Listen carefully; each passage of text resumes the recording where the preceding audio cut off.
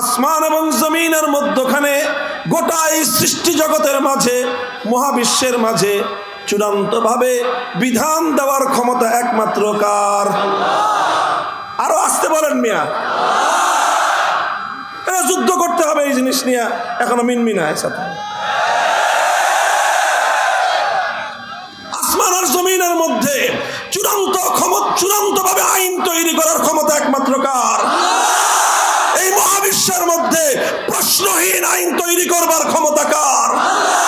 মহাবিশ্বের মধ্যে আনচ্যালেঞ্জেবল আইন তৈরি করার, আনচ্যালেঞ্জেবল এই বিধান তৈরি করবার একমাত্র অধিকার কার? এটাকেই বলা হয় তাওহীদ ফিল হাকিমিয়াহ। ইবাদত যেমন একমাত্র আল্লাহর প্রাপ্য, কোন গায়রুল্লাহকে ইবাদত দেওয়া যায় না, ঠিক এরকম আল্লাহ পাকের আরেকটা তাওহীদ রয়েছে, যেই তাওহীদকে উলামায়ে কেরাম বলেছেন তাওহীদ ফিল হাকিমিয়াহ। তাওহীদ ফিল হাকিমিয়ার অর্থ হলো এই আসমান এবং জমিনের মধ্যখানে গোটা এই সৃষ্টি জগতের মাঝে মহাবিশ্বের মাঝে চূড়ান্তভাবে বিধান দেওয়ার ক্ষমতা একমাত্র কার? আরো আসতে বলেন মিয়া।